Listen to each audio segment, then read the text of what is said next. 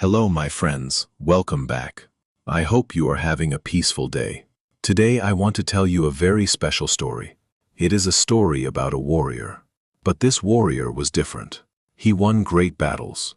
He conquered mighty cities, and he never forgot to be kind. His name was Saladin. And his story changed the world. If you enjoy learning English through stories like this, please subscribe to our channel. Your support helps us bring you more beautiful stories every week. Saladin was born in the year 1137.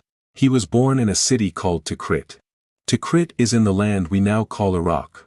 His full name was Salahuddin Yusuf ibn Ayyub. That is a long name, so the world remembers him simply as Saladin. His family was Kurdish. Kurdish people lived in the mountains. They were strong and proud. Saladin's father was a soldier, his uncle was also a soldier. From a very young age, Saladin grew up around war. But he also grew up around books. He loved to learn. He studied religion deeply. He read about history and science. He was quiet and serious. People said he was different from other boys. He did not like to fight just for fun. He believed that fighting must have a reason. And that reason must be just. Since Saladin was young, the world of his people was broken. There was a great city far to the west. That city was Jerusalem. Jerusalem is a very old city. It is holy to three religions. It is holy to Muslims. It is holy to Christians. It is holy to Jews. For Muslims, Jerusalem was deeply important. The Prophet Muhammad had a special connection to this city. Muslims prayed toward Jerusalem before they prayed toward Mecca. Jerusalem was in their hearts. But in the year 1099, something terrible happened. An army came from Europe. These soldiers were called the Crusaders. They wanted to take Jerusalem. They believed it was their holy land. They marched thousands of miles, they were tired and angry. When they reached Jerusalem, they attacked. The battle was very violent. Many people inside the city were killed. Muslims and Jews and even some Christians. The streets ran with blood. Jerusalem fell to the Crusaders. The Muslim world was in shock. They were divided. They had many different leaders. Different cities had different rulers. They could not agree. They could not fight together. And so Jerusalem stayed in Crusader hands. For almost 90 years, Jerusalem was lost. Saladin grew up knowing this story. He heard it from his father. He heard it from his teachers. He felt a deep pain in his heart. But he was patient. He did not rush. He understood something important. Before you can win a war, you must build something stronger. You must build unity. So Saladin began his long journey. He joined the army of a great leader named Nur ad-Din. Nur ad-Din was trying to unite the Muslim lands. Saladin worked hard. He was loyal. He was intelligent. He solved problems that others could not solve. Slowly he rose higher and higher. He became a general. Then he became a governor. Then he became the ruler of Egypt. Egypt was one of the richest lands in the world. With Egypt's wealth and armies, Saladin began to grow stronger. He united the lands around him. Syria came under his rule. Then Mesopotamia. One by one, the Muslim lands began to come together. It took many years. It was slow and difficult work. But Saladin never stopped. He believed in what he was doing. He believed unity was the only path to justice. Now let us talk about the man himself. Because Saladin was not just a military leader. He was a very unusual person. People who met him were always surprised. They expected a fierce and frightening warrior. Instead, they found a quiet man. A man who smiled easily. A man who listened carefully. A man who was generous beyond measure. Saladin gave away almost everything he had. When he died, people searched his treasury. They found almost nothing. He had given his gold to the poor. He had given his land to his soldiers. He had given his time to his people. There is a famous story about him. One day a Crusader knight was riding near the Muslim camp. The knight fell from his horse. He was hurt. Saladin's soldiers captured him. They brought him to Saladin. Everyone expected Saladin to be harsh. But Saladin ordered his personal doctors to treat the knight. When the knight was better, Saladin sent him home. He asked for nothing in return. The knight could not believe it. He told everyone what happened. Even his enemies began to respect Saladin. This was his greatest weapon. Not his sword, Not his army, his character. By the year 1187, Saladin was ready. He had united the Muslim lands. He had built a large and powerful army. And now the moment had come. The Battle of Hattin. This was one of the most important battles in history. The Crusader army came out to fight. They were overconfident. They thought they could not lose. But Saladin was a brilliant strategist.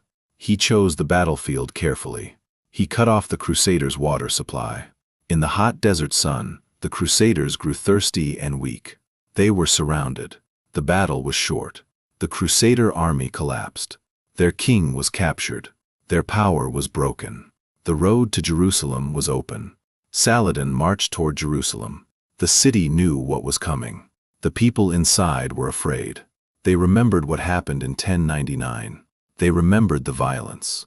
They expected revenge. But Saladin surprised everyone. He did not attack immediately. He sent a message first.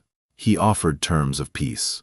He said, "Surrender the city and no one will be harmed." The people inside debated. Some wanted to fight. Some wanted to negotiate. After many days, the leaders of Jerusalem agreed. They opened the gates. Saladin entered Jerusalem. And here's the moment that the world remembers. There was no killing. There was no burning. There was no revenge. Saladin ordered his soldiers to protect the people. Christian churches were not destroyed. The people were allowed to leave safely. Many were too poor to pay the exit fee. Saladin paid for them himself, from his own money. His brother saw this and paid for even more people. The Crusader leaders were shocked. They had expected death. They received mercy. One Crusader writer wrote about this day. He could not believe what he saw. He wrote that Saladin was more noble than any Christian king he had ever known. This was not what anyone expected from a conqueror, but the story was not finished. The Crusaders would not accept this loss. A new army came from Europe. This was the Third Crusade. And with this new army came one of the most famous kings in history. His name was Richard. People called him Richard the Lionheart. Richard was the King of England. He was brave. He was strong. He was a brilliant soldier. He arrived with a massive army. He wanted Jerusalem back. And so began one of history's most extraordinary rivalries.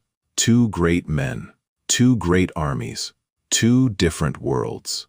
Saladin and Richard fought many battles. The fighting was long and hard. Neither side could defeat the other completely. Saladin admired Richard's courage. Richard admired Saladin's honor. There is a famous story from this time. Richard fell sick during the campaign. He had a high fever. He was lying in his tent, very weak. His men were worried. Then something unexpected happened. Saladin sent a message to his enemy.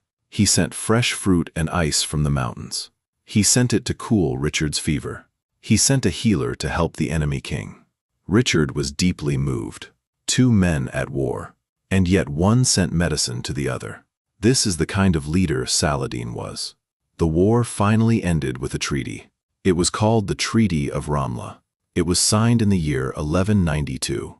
Jerusalem would stay under Muslim control, but Christian pilgrims could visit freely. They could pray at their holy sites. They would not be harmed. Both sides agreed. The long war was over.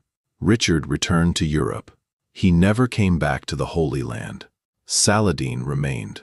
He had won the war, but he was tired, very tired. Years of campaigns, years of worry, years of carrying the weight of a cause larger than himself. His health was failing. Saladin died in the year 1193. He was only 55 years old. When his treasury was opened, they found almost nothing, not enough to pay for his own funeral. He had given everything away. He was buried in Damascus. His tomb is still there today. People still visit it. Muslims visit it. Christians visit it. Jews visit it. Even his old enemies came to mourn him. Richard the Lionheart, when he heard of Saladin's death, reportedly wept. He said the world had lost a great prince. Why do we remember Saladin? Not just because he won battles. Many people win battles. We remember him because of how he won. He showed that it is possible to be strong and kind at the same time. He showed that justice does not require cruelty. He showed that a true leader thinks not just about winning. He thinks about what happens after winning. He thinks about the people. All the people. Even his enemies. Saladin lived in a world full of hatred and war. But he chose a different path. He chose dignity. He chose honor. He chose mercy. And because of that choice, history remembers him differently. Not as a destroyer, as a builder, not as a man of hatred, as a man of justice. Today, when we learn English, we are doing something Saladin understood deeply. He spoke multiple languages. He used language to connect with different people. He talked to Crusader kings. He sent letters to Christian leaders. He negotiated with people who were very different from him. Language was his bridge. And now you are building your bridge. Every word you learn in English is a small act of courage. Every story you listen to opens a new door. Just like Saladin learned to understand different worlds, you are learning to understand a new language. And that is never a small thing. That is always a powerful thing. Thank you for listening to this story today. I hope it stayed with you. I hope it gave you something to think about. If you enjoyed this story, please give it a like. And if you want more stories like this, please subscribe to our channel. Your support means everything to us. Until next time, my friends, keep learning, keep listening, and keep enjoying the beautiful journey of English.